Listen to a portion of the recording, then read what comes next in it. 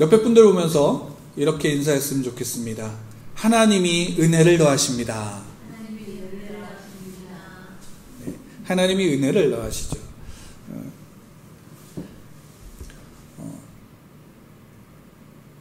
지난주에 물건이 하나 왔어요. 그리고 이 물건은 저는 알지만 이거 물건을 본 사람은 잘 알지 못하죠. 무엇인지 몰라요. 근데 소망하죠. 뭘 소망하냐면 저건 내 것이구나 라는 소망을 갖죠. 그 소망을 갖는데 그 소망을 가지고 갖고자 하는 열망이 생기지만 그 열망을 주체할 수 없는 갈망을 어떻게 해요? 어떻게든 그것이 내 손에 들려지고 내 눈에 보여지기를 소망하지만 진짜로 그것이 내 손에 들어오게 될 때 내가 원하는 시간에 내가 바라는 시간에 들어오는 것을 기다리지만 정작 그것이 내가 원하는 시간에 들어와요, 안 들어와요? 보는 그 순간에 들어오지가 않아요. 왜일까요? 그것은 때가 있기 때문인 거죠. 때가 있는 거예요. 근데 그것을 봤지만 그것을 본 그 마음에 이것을 주시는 분이 누구인지를 알고 그 주시는 분의 손길과 그 성품과 그분 앞에 그 모든 것들을 맡기고 그분이 주실 때까지 기다린다면 그것이 온전한 기쁨의 극대화가 될 때 우리에게 주어질까요? 안 주어질까요? 주어지게 되는 거예요. 근데 우리가 믿지 못하는 것은 무엇이냐면 그것을 주는 분의 성품을 믿는 게 아니라 그 순간에 내가 가진 내 기분과 감정과 내 욕망을 믿죠. 그래서 내가 원할 때 이루어지지 않으면 그것은 어떻게 다가와요? 실망으로 우리에게 다가오게 되어지는 거예요. 이게 우리가 가진 연약함이고 우리가 가진 죄의 모습이죠. 왜냐하면 여러분 달팽이가 빠른가요? 느린가요? 달팽이가 빠른가요? 느린가요? 달팽이가 우리 느리죠. 그래서 달팽이처럼 굼뜨다라고 얘기하죠. 그리고 달팽이와 같다라고 얘기하면 좋아하나요? 싫어하나요? 별로 좋아하지 않아요. 그죠? 근데 여러분 그거 아시나요? 달팽이는 이 세상에서 가장 빠른 동물이에요. 왜인지 아세요? 우리는 몰라요. 왜냐하면 우리는 누구하고 달팽이를 비교해요? 나하고 비교하잖아요. 또는 다른 동물들하고 비교한단 말이에요. 근데 달팽이는 이 세상에서 가장 빠른 동물이에요. 어떤 것 중에서 그러냐면 연체동물 중에서는 이 달팽이는 가장 빠른 동물이에요. 그러니까 연체동물, 달팽이와 똑같은 종류의 동물들 중에서는 달팽이는 가장 빠른 동물이에요. 근데 우리는 그것 속에서 비교하는 게 아니라 누구 속에서 누구 기준으로 비교하는 거예요? 내 기준으로 비교하는 거예요. 항상 내 기준으로 비교하고 내가 원하는 것, 내가 바라고 내가 알고 있는 것 속에서 판단하고 정죄하고 또 그로 인해서 아예 치부해버리죠. 왜? 느린 동물이야. 그리고 좋지 않은 거야. 라는 식으로 치부해버리는 거예요. 이것은 사람이 가지고 있는 죄에 대한 모습이에요. 이것을 부인할 수가 없죠. 근데 여러분 그거 아시나요? 사람은 살아가면서 많은 고통과 환난과 어려움을 당해요. 그렇죠. 많은 고통과 환난과 어려움을 당해요. 그리고 그것은 어쩔 수가 없어요. 모든 사람이 그 환난과 환경 속에서 고통을 당해요. 부자는 그 고통이 없나요? 부자는 그 나름대로의 고통이 있을 뿐인 거예요. 가난한 사람은 가난한 사람의 고통이 있는 거예요. 하지만 그 모든 것들 속에 사람은 각자가 다 어떻게 판단하냐면 내가 처한 환경 속에서 나를 기준으로 그것을 판단하기 때문에 항상 누가 제일 힘들어요? 내가 제일 힘들게 되어지는 거예요. 그리고 내가 가진 기준으로 다른 사람을 판단하는 거예요. 그러다 보니까 실제로 사람들이 살아가면서 살아가서 느끼는 그 모든 고통은 결국 그 절망의 문제들은 내 생각과 가치관이 바뀌면 문제로서 다가오지 않을 것들이 더 많다는 거예요. 그리고 대부분은 내 앞에 실제로 드러난 문제들에 우리가 부딪히는 게 아니라 드러나지 않은 것들을 미리 근심하고 걱정하고 염려함으로 그 속에서 그 문제들 속에서 부딪히게 되는 거예요. 근데 우리가 가지고 있는 가장 큰 문제가 뭘까요? 우리의 삶 속에서 우리가 갖는 가장 큰 문제들. 아마도 그것은 삶에 있는 지금 살아가는 데서 가장 중요하다라고 여기는 그것이 내게 있어요, 없어요? 없다라는 거예요. 그리고 항상 있어도 어때요? 부족하지요. 저희 아이가 이제 지난주에 그런 얘기를 했어요. 아빠는 부자잖아. 가끔 그런 얘기를 해요. 그러면서 이야기는 100억을 갖고 있다라고 얘기를 하는 거예요. 그래서 제가 얘기했죠. 야, 아빠 100억 있으면 교회를 짓겠다. 큰 거 아니고 작은 거에 대한 교회를 짓겠다. 그런 얘기를 했어요. 근데 여기에도 저의 기준이 담겨 있는 거예요. 왜? 저의 한계가, 그래, 100억 있으면 내가 교회를 조그맣게 짓고, 건물이 있으면 그래도 여러 가지가 좀 안정이 될 수 있다라는 제 가치가 그 안에서 작동을 한 거죠. 근데 실제로 건물이 없어도 우린 예배 드릴 수 있어요, 없어요? 예배 드릴 수 있어요. 건물이 있고 없고 우리에게 문제가 되지 않아요. 그럼 100억이 있으면 우리가 더 행복하게 우리의 예배를 드릴 수 있을까요? 우리는 아마 그렇다라고 생각할 수 있어요. 근데 실제로는 그것이 없어도 우리는 충분히 예배할 수 있어요. 100억이 있고 없고가 우리에게 문제가 돼요, 안 돼요? 안 된다라는 거예요. 달리 얘기한다면 우리가 오늘 이 공간이 없어도 우리는 예배 드릴 수 있어요, 없어요? 예배 드릴 수 있어요. 이 공간 자체가 우리에게 문제가 되지 않아요. 사람이 많으면 예배 드릴 수 있고 적으면 예배 드릴 수 없나요? 그렇지도 않죠. 근데 이 모든 것들이 무엇이냐면 우리가 가지고 있는 기준과 우리가 가지고 있는 생각 속에서 우리는 그 모든 환경 속에 드러나는 것들을 뭘로 바라보냐? 문제로 인식하게 되는 거예요. 왜? 내가 기준이 되는, 내가 생각하는 것 속에서 벗어났다라고 느끼니까. 그건 어쩔 수가 없죠. 우리가 가진 한계고 우리가 가진 죄의 본래적인 모습이 원래 그런 모습이기 때문이에요. 근데 그런 모습이 너무 우리 가운데서 어떻게 드러나냐면 문제가 되는, 실제적인 문제가 되는 건 뭐냐면 극단적으로 드러나는 것이 문제예요. 왜? 우리의 삶에서 많은 사람들이 추구하는 게 뭐냐면 돈이 있으면 내 삶의 문제들이 없어질 거라고 생각하는 착각에 빠지는 거죠. 그래서 돈을 벌려고 하고 죽어요. 권력을 가지려고 해요. 이게 죄의 모습들은 옛날과 지금은 조금 다를 수 있지만 그 본질은 어떻게 하면 다 똑같아요. 왜? 결국 성경에서 창세기에서 나오는 인류가 타락하게 된 그 순간에 아담이 뱀의 유혹 속에서 어떤 마음을 갖기 시작하냐면 하나님과 같이 되려고 하는 그 자리. 그러니까 하나님의 자리에 내가 앉고 왕의 자리에 내가 앉고 내가 주인의 자리에 앉아서 내가 모든 것들을 좌지우지하려고 하는 그 순간에 그 죄의 모습이, 그 본질이 오늘날은 동일하게 나타나 있는 거예요. 왜? 돈이 있으면 내가 어떤 자리에 있을 수 있어요? 주인의 자리에 있을 수 있는 거거든요. 왕의 자리에 있을 수 있는 거거든요. 그거 모습이 다른 거예요. 오늘 사사기서에서 나오는 이스라엘 백성들의 타락이 어떤 모습이냐? 결국에는 한 가지로 귀결될 수 있는 거예요. 어떤 거냐? 7절에 보면 이스라엘 자손이 여호와의 목전에 악을 행하여 자기들의 하나님 여호와를 잊어버리고 바알들과 아세라들을 섬긴지라 라고 이야기를 하고 있어요. 그들이 바알들과 아세라들을 섬겼대요. 그러니까 달리 얘기하면 가나안 땅에 원래 살고 있었던 이방 민족들, 그들이 섬겼던 그 신들을 누구도 섬기는 거냐면 이스라엘 백성들도 섬기기 시작하는 거예요. 왜? 결국 바알들과 아세라를 섬겼다라는 것은 다른 거 아니에요. 가나안 땅의 그 민족들이 섬겼던 풍요의 신들이에요. 왜? 바알은 하늘의 신이니까. 하늘에서 비를 주관하고 비를 내림으로 뭐가 자랄 수 있어요? 땅에 곡식이 자랄 수 있으니까. 땅의 열매들이 풍성해질 수 있으니까. 근데 땅을 주관하는 신도 있어요, 없어요? 땅을 주관하는 신이 있는 거예요. 그게 아세라예요. 그 아세라는 그러니까 땅에서 그 곡식들이 잘 맺을 수 있도록 그것을 주관하는 신인 거예요. 그러니까 그 신들을 믿고 그 신들을 섬김으로 뭘 원하는 걸까요?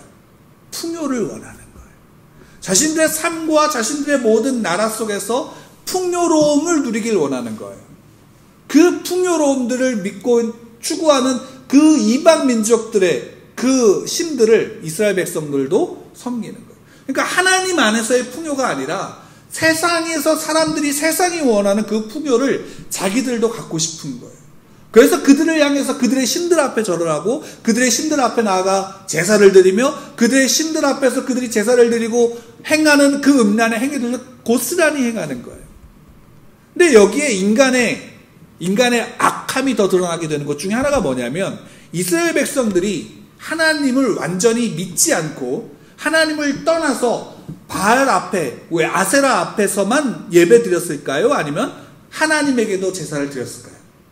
하나님에게도 함께 제사를 드린 거예요. 왜 그랬을까요? 한번 생각해 보세요. 왜 하나님께도 제사를 드리고 바알들에게도 제사를 드릴까요? 우상에는. 아마 생각해보면 이런 느낌이지 않을까요? 야, 하나님이 주신 복도 받고 저들이 주는 복도 받으면 더 큰 복을 받는 거 아닌가라는 생각을 할까요, 말까요? 아마 했을 거라고 생각을 해요. 물론 나름대로의 이유가 있을 수 있어요. 그렇죠? 한번 생각해 보세요. 어렸을 때 우리 부모가 부자였으면 하는 생각을 안 해보신 분 계시나요? 아마 다 한 번은 해봤을 거예요. 안 해봤어요. 그래요. 저희 아이는 안 해봤을 거예요. 왜냐하면 저희 아이는 저희가 다 부자인 줄 알거든요.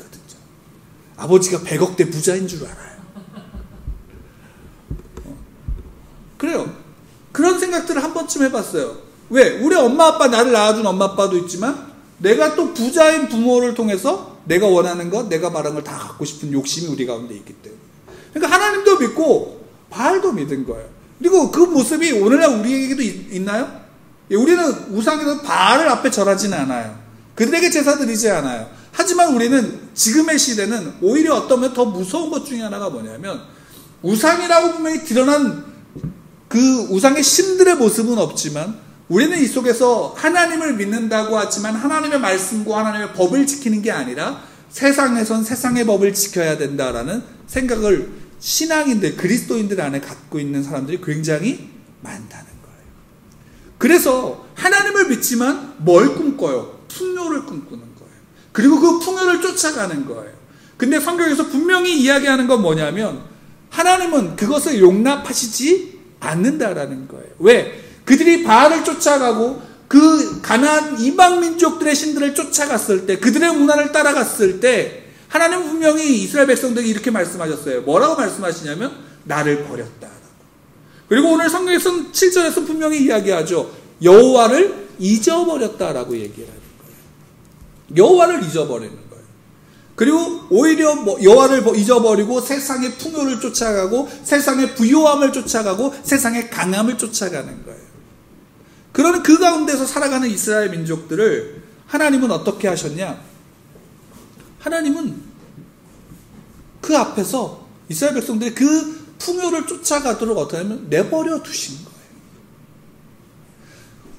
우리가 지난주에도 함께 나누었지만 하나님이 이스라엘 백성들이 하나님을 온전히 그 말씀을, 하나님의 뜻을 순종하는지 안 하는지 지켜보고자 하나님은 어떻게 하면 이스라엘 백성들을 시험하시겠다라고 말씀하셨어요. 그리고 하나님이 그 시험하신다라고 했을 때 우리는 대부분 그 시험을 무엇으로 생각하냐면 내 당하는 현재의 고통과 어려움들을 시험이라고 생각을 해요. 그죠? 근데 실제로는 사람은 살아가는 데 있어서 항상 문제가 없는 순간이 있나요? 사람은 없는 순간이 없어요. 모든 삶이 살아가는 그 모든 순간 속에 문제와 또한 고통과 나름대로의 아픔들이 모든 사람에게 다 있는 거예요. 시험이 없는 순간이 없어요. 그래도 나름대로, 그래도 평안하다라고 생각할 수 있는 그 문제를 조금 작게 여길 수 있는 그 순간 속에서 우리는 하나님이 우리에게 시험하신다는 건 바로 그 순간이에요. 그 순간 내가 정말 하나님의 말씀을 붙잡고 그 말씀 속에서 그 말씀을 지키는지 안 지키는지를 하나님은 보시고자 하는 거예요. 근데 그 순간 사람들은 내가 아무 문제가 없다라고 하는 순간 뭐 어떤 착각에 빠지냐면 내가 하나님을 잘 믿고 있고 그 속에서 오히려 하나님의 말씀을 지키는 게 아니라 내 마음에 내가 원하는 것을 찾아가고 쫓아가려고 하고 오히려 지금의 내 것들, 가진 것들보다 더 많은 것들을 향해서 추구해서 그쪽으로 발걸음을 옮긴다라는 거예요. 그러니까 하나님을 믿는다고 하면서 세상의 가치와 세상의 기준을 가지고 세상의 방법을 쫓아가는 것.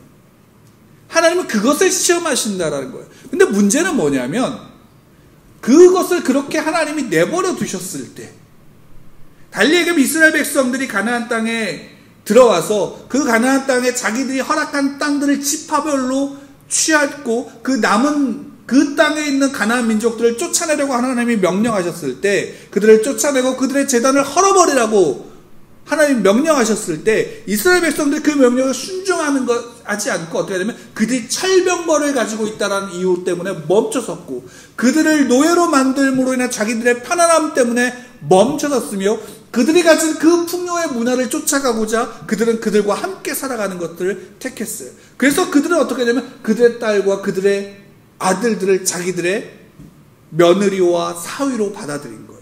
근데 단지 그들과 결혼했다는 것만 끝나는 게 아니라 그들이 믿는 신들이 자기들 안에 들어오게 만든 거예요. 그러니까 나타나는 문제가 어떤 걸까요? 세상에서 가치와 세상에서 기준과 세상에서의 강함이 그 땅에 들어와요, 안 들어와요? 들어오게 되는 거예요.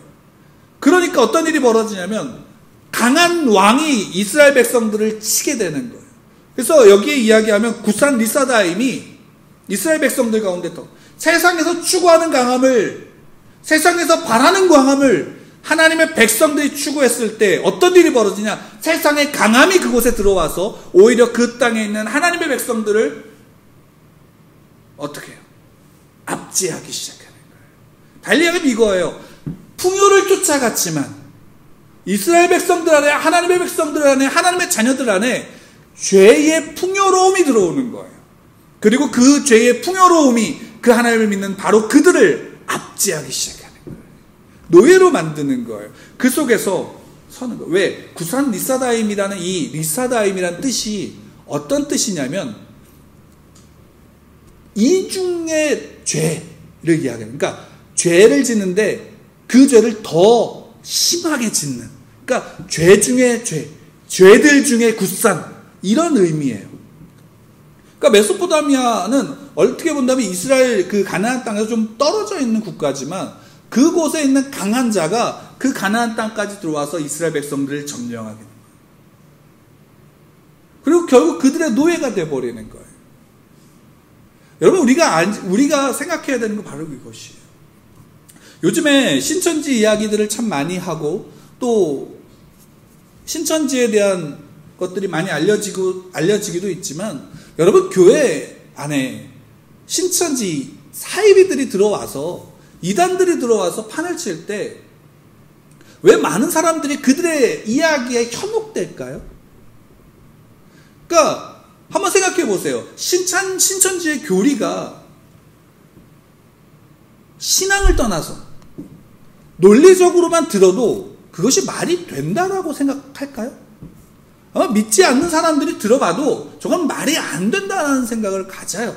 근데 왜 그 말에 현혹이 될까요? 특히나 믿는 사람들이라고. 왜냐면 그 속에서 한국교회가 가지고 있는, 또 우리가 가지고 있는 신앙의 문제들이 거기서 발견되는 것 중에 하나가 그거예요. 왜? 우리가 지금까지 하나님의 복이다라고 생각하는 것들을 뭘로 추구한 거예요? 물질로 추구한 거예요. 세상에서의 풍요로움과 세상에서의 갖는 어떤 권력들을 추구했던 것들이 우리 안에 성경을 통해서 하나님이 우리에게 주시는 말씀과 진리가 무엇인지를 더욱더 신앙으로서 성도에게 그 중심을 바라보는 게 아니라, 성경을 바라보는 게 아니라 세상의 가치와 세상의 풍요로움을 우리도 추구하고 있었다라는 거예요. 그러다 보니까 결국 이단들이, 사이비들이 이야기하는 것들은 뭐냐면 자기들만이 구원을 받는데 그 구원이 결국 어떤 걸로 이루어지냐면 나중에 자기가 헌신한 만큼 이 땅에서 그 물질로 보상을 받을까요, 안 받을까요? 받는다는 거예요. 특히나 신천지가 14만 4천 명이라는 그 숫자를 통해서 그들이 구원받는다라고 했을 때 그 구원은 어떤 거냐면 육체적으로 죽지 않고 결국 마지막 때에 소위 말한다면 성인들의 영이 그들의 몸에 임해서 그들이 세상의 왕이 된다라는 거예요. 그리고 자기들만이 깨달았고 자기들만이 알고 있는 깨달은 그 진리를 결국 세상에 마지막 때 전하는데 그들이 그냥 와서 가르침 받는 게 아니라 자기들의 모든 재화를 가지고 와서 바친다라는 거예요. 결국 세상에서 바라는 성공과 달라요, 안 달라요? 다르지 않은 거예요. 결국 자기가 왕이 되는 거예요. 그리고 거기 성적이 좋은 사람은 14만 4천 명 중에서 성적이 좋은 사람은 좋은 나라를 할당받고, 그렇지 못한 사람은 저기 물 없는 사막의 아프리카나 사막의 나라들을 할당받는 거예요. 논리적으로 말이 돼요, 안 돼요? 안 되는 거예요. 근데 그것에 넘어가는 거죠. 그리고 그것이 진리라고 믿고 있는 거예요. 근데 성경에서는 그것을 이야기할까요, 안 할까요? 성경은 절대 그것을 이야기하지 않아요. 하나님이 가나안 땅에 이스라엘 백성들을 넣으실 때 그 가나안 땅에 젖과 꿀이 흐르는 땅이라고 하나님 말씀하셨어요. 근데 가나안 땅이 젖과 꿀이 흐르는 땅인 이유는 단 한 가지예요. 왜? 하나님이 이른 비와 늦은 비를 주시기 때문이에요. 다시 말하면 하나님의 백성이 그곳에 있을 때 하나님이 그곳에서 하나님의 백성을 다스리기 때문에 그 땅이 풍요로운 거예요. 그리고 이스라엘 백성들, 하나님의 백성들, 하나님의 자녀들은 그 살아가는 그곳에서 누구와 함께 살아가는 거예요? 하나님의 통치를 받고 하나님과 함께하며 하나님의 말씀을 누리며 살아가는 것이 하나님의 백성의 삶이라는 사실을 하나님이 보여주시는 거예요. 근데 그 백성이 세상의 풍요를 따라가고 세상의 권력을 따라가고 세상의 부유함을 따라가는 그 순간 세상의 강함이 오히려 믿는 자들이라고 하는 그들을 압제하고 그 죄의 노예로서 살아갈 수밖에 없는 것이다라는 사실을 우리에게 보여주는 거예요. 그것이 성경의 사사기를 통해서 우리에게 보여주는 거예요. 여러분, 시험은 바로 그거예요. 우리의 삶의 지금 이 순간 하나님이 우리에게 시험하시는 거예요. 뭐를 시험하실까요? 너가 정말 나를 믿니? 라는 걸 묻는 거예요. 너가 정말 나를 믿니? 지금 이 순간 너가 나를 믿고 있니? 라는 걸 하나님이 물으시는 게 우리의 시험이에요. 그래, 내가 너한테 네가 원하는 장난감을 지금 주지 않아. 그래, 내가 네가 원하는 물질을 지금 주지 않아. 그래, 내가 지금 네가 원하는 건강을 지금 주지 않아. 근데 그래도 너는 나를 믿니? 그래, 네가 당장 내일 내 공과금이 없어. 그 문제가 있기 때문에 우리는 시험이다라고 느끼는 게 아니라 바로 지금 이 순간, 내가 밥을 먹는 순간에 하나님 말씀하시면 너가 나를 믿니? 우리가 식사를 하기 전에 하는 기도가 우리의 시험이에요. 그것을 눈을 감고 10분을 하든 20분을 하든 그게 중요한 게 아니라 그 순간 이것을 주신 분이 누구인지를 믿고 고백하는 바로 그 작은 한 가지가 하나님이 우리에게 주신 시험이라니까요. 내가 만나는 사람들 속에서 내가 그들에게 하나님을 믿는 자로서 그들을 섬기고 있는지가 시험인 거예요. 우리는 그 시험을 외면하고 뭐만 시험이라고 생각해요? 어려움을 당할 때 하나님을 부르짖어야 되는 것으로 시험을 생각하는 거예요. 실상의 시험은 그게 아닌 거예요. 오히려 시험 후에, 실험을 치른 후에 하나님의 은혜를 우리는 경험하게 되는 거예요. 뭐예요? 그 시험을 이스라엘 백성들은 통과했어요? 못 통과했어요? 통과하지 못했어요. 그러니까 나타나는 게 뭐예요? 죄의 압제 속에서 죄의 노예로 그 앞에서 고통받게 되는 현실이 그 앞에 펼쳐지는 거예요. 그 현실 속에서 이스라엘 백성들이 8년이나 그 압제 속에서 지내다가 이스라엘 백성들이 다시금 하나님께 부르짖어요. 하나님께 부르짖어요. 지금 자기들의 처한 현실 속에 누구를 붙잡기 시작하는 거예요? 하나님을 붙잡기 시작해요. 그리고 하나님 앞에 자기들의 죄를 회개하기 시작하는 거예요. 저는 개인적으로 이게 진짜 하나님의 은혜라고 저는 믿어요. 왜? 하나님은 하나님이 한 번 택한 하나님의 백성을 그 손에서 놓아 보내신 적이 없다라는 거예요. 아니, 이스라엘 백성들을 하나님이 애굽에서, 이집트에서 그렇게 이끌어내시고 광야를 속에서 그들이 만나와 메추라기와 물을 먹게 하시고 낮에는 구름기둥으로 밤에는 불기둥으로 그들을 인도하셔서 가나안 땅에 들어와서 그 땅에 강한 민족들을, 정말로 아무 힘없는 이스라엘 백성들, 숫자도 적은 이스라엘 백성들이 물리쳐서 그 땅을 차지할 수 있게 하셨음에도 그것을 보는 게 아니라 그 땅에 그들이 가진 이방 민족, 우상을 믿는, 섬기는 그들의 죄를 받아들여서 그들의 풍요로움을 추구했던 그 이스라엘 백성들, 그러니까 하나님을 버리고 하나님을 잊어버리고 세상을 향해 나아갔던 그들을 하나님은 어떻게 하신 거예요? 기억하고 계신 거예요. 아직도 보고 계신 거예요. 그러니까 그들이 다시금 하나님 앞에 부르짖었을 때 하나님이 어떻게 해요? 그들에게 하나님의 구원의 손길을 펴시는 거예요. 하나님의 구원의 손길을 펴시는 거예요. 그게 은혜인 거예요. 뭐예요? 다시금 하나님을 기억하여 다시금 하나님 앞에 서서 다시금 하나님 앞에 나올 수 있도록 하나님이 그들의 삶을 붙잡고 계신 거예요. 그러니까 시험을 치른 후에 그 삶 속에 하나님의 은혜를 경험하는 건 뭐냐면 다시금 하나님 앞에 나올 수 있는 게 은혜인 거예요. 그리고 하나님은 그 소리를 외면하지 않고 어떻게 하시는 거예요? 들으시는 거예요. 하나님은 그 소리를 들으시는 거예요. 그래서 온니엘에게 하나님의 신이 임해서 그 강한 구산 리사다임을 치고 그들 속에서 해방을 하나님이 그들 가운데 주신 거예요. 이게 은혜인 거예요. 우리는 다른 것, 우리의 삶 가운데 내가 있는 문제가 해결되어지는 게 은혜가 아니라 하나님을 붙잡고 하나님이 나를 붙잡고 계신 그것이 은혜인 거예요. 그리고 그 속에서 하나님이 내 부르짖음을 들으신다는 거예요. 여러분, 우리가 우리의 삶에 시험을 치를 때에 우리가 살아가면서 믿음의 넘어짐과 믿음의 걸림이 우리의 삶에 없나요? 그런 사람이 있을까요? 없어요. 그런 사람은 없어요. 그러나 그 모든 사람 속에서 우리의 삶의 신앙 속에서 우리의 하나님은 어떻게 하시냐면 우리를 택하셨다면 하나님 그 손에서 우리를 놓지 않으신다라는 거예요. 하나님 끝까지 우리를 붙잡고 가시고 끝까지 우리를 이끌어 가시며 그 속에서 하나님의 은혜를 누릴 수 있도록 우리 가운데 그 은혜의 손을 펴시고 계신 분이 하나님이신 거예요. 그러니까 은혜는 뭐냐? 하나님을 아는 거예요. 하나님이 내게 어떻게 하시는지를 아는 게 은혜이고요. 다시금 하나님 앞에 나와서 하나님 앞에 부르짖을 수 있는 게 은혜인 거예요. 그 은혜가 지금 저와 여러분들 속에 있는 거예요. 하나님은 그 은혜 가운데 우리를 부르시는 거예요. 내가 죄인인 것, 내가 연약한 것, 내가 나약한 것, 내가 힘이 없는 것, 내가 병든 것, 내가 어떤 모습인지가 하나님께 중요하지 않은 게, 하나님께 중요한 건 뭐냐면 하나님이 나를 택하셔서 나를 붙잡으시고 나를 사랑하신다는 게 하나님께는 중요한 거예요. 달리 얘기하면 이거예요. 여러분이니까 중요한 거예요.